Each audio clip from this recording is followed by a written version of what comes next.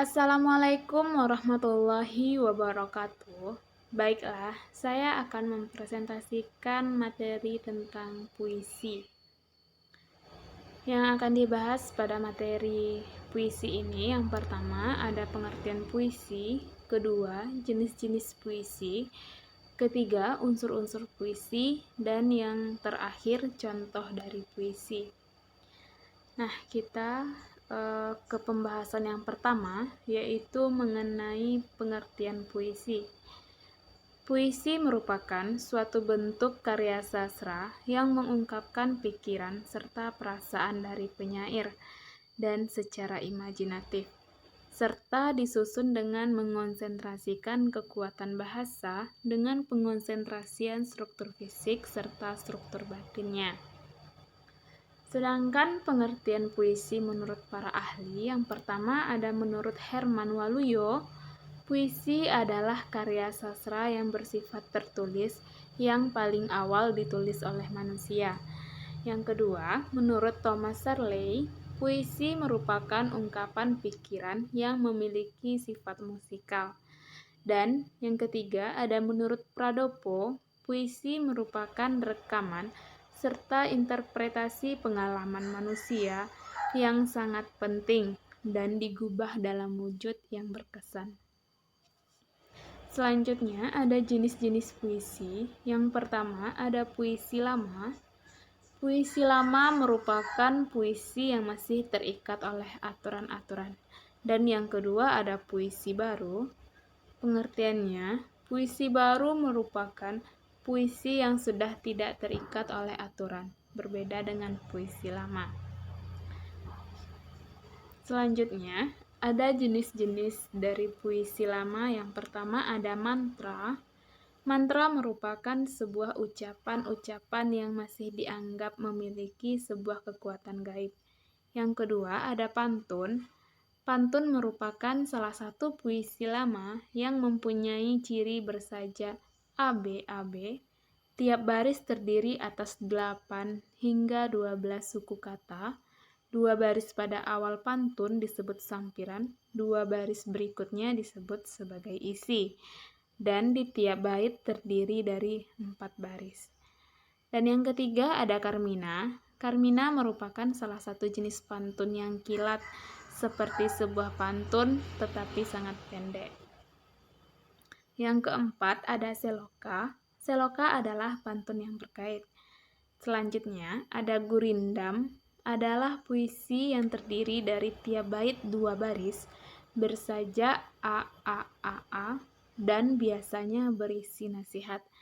Dan yang keenam ada syair. Syair merupakan puisi yang bersumber dari negara Arab dan dengan ciri pada tiap bait 4 baris bersaja a biasanya berisi nasihat atau sebuah cerita.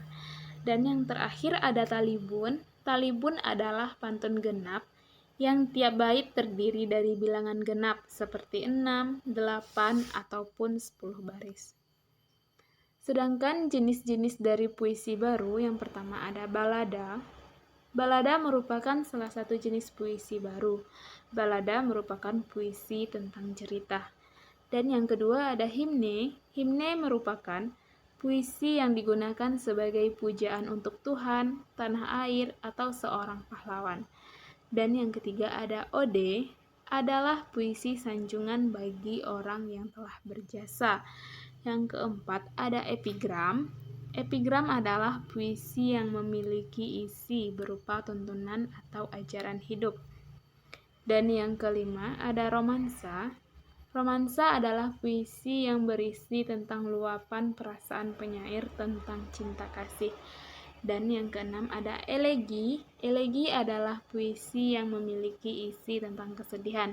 Selanjutnya, satire adalah puisi yang berisi tentang sindiran atau suatu kritikan. Yang kedelapan ada distikon, adalah suatu puisi yang tiap baitnya terdiri dari 2 baris dan disebut juga dengan puisi 2 seuntai. Dan yang 9 ada terzina, adalah puisi yang tiap baitnya terdiri dari 3 baris atau disebut dengan puisi 3 seuntai. Selanjutnya ada quatrain. merupakan puisi yang tiap baitnya terdiri dari 4 baris dan disebut juga dengan puisi 4 seuntai. Selanjutnya ada Queen.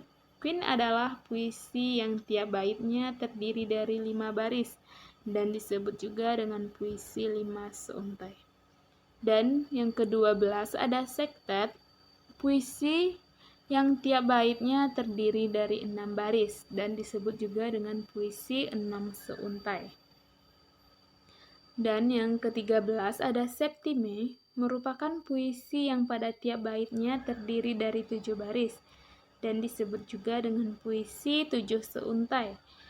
Yang ke-14 ada Oktav atau stanza, merupakan puisi yang tiap baitnya terdiri dari 8 baris dan disebut juga dengan puisi 8 seuntai. Dan yang terakhir ada soneta, merupakan puisi yang terdiri dari 14 baris yang terbagi menjadi 2. 2 bait pertama masing-masing terdiri dari 4 baris dan 2 bait kedua masing-masing 3 baris. Pembahasan yang selanjutnya yaitu mengenai struktur puisi. Puisi memiliki 2 struktur, yaitu ada struktur fisik puisi dan struktur batin puisi. Nah, yang pertama akan kita bahas yaitu mengenai struktur fisik puisi. Yang pertama ada rima. Rima adalah persamaan bunyi yang terdapat pada puisi, baik itu di awal, di tengah, atau di akhir baris puisi. Dan yang kedua ada imaji.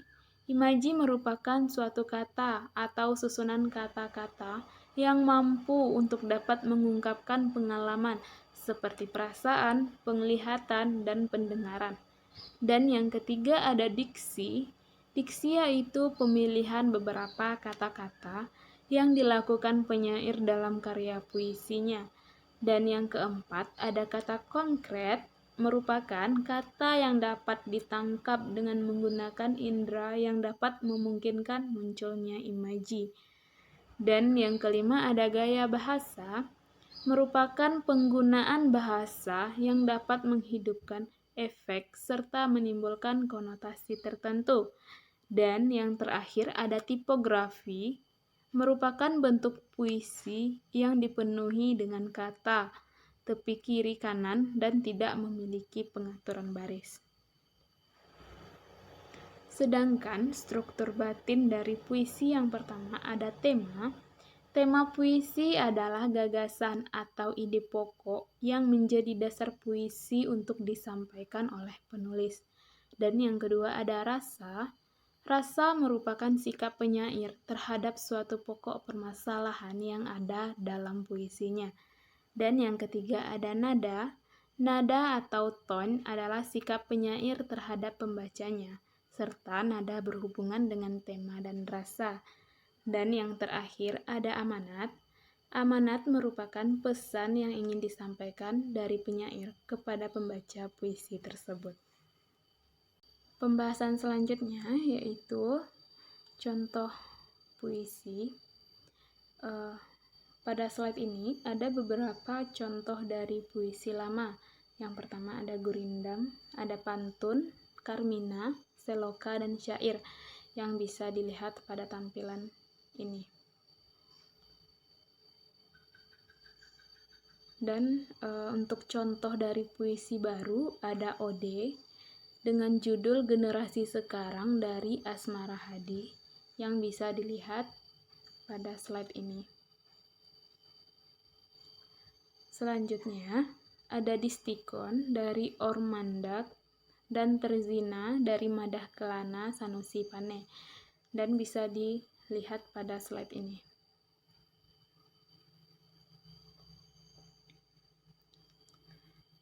Sekian penampilan materi puisi kali ini. Saya mengucapkan terima kasih. Saya akhiri dengan wassalamualaikum warahmatullahi wabarakatuh.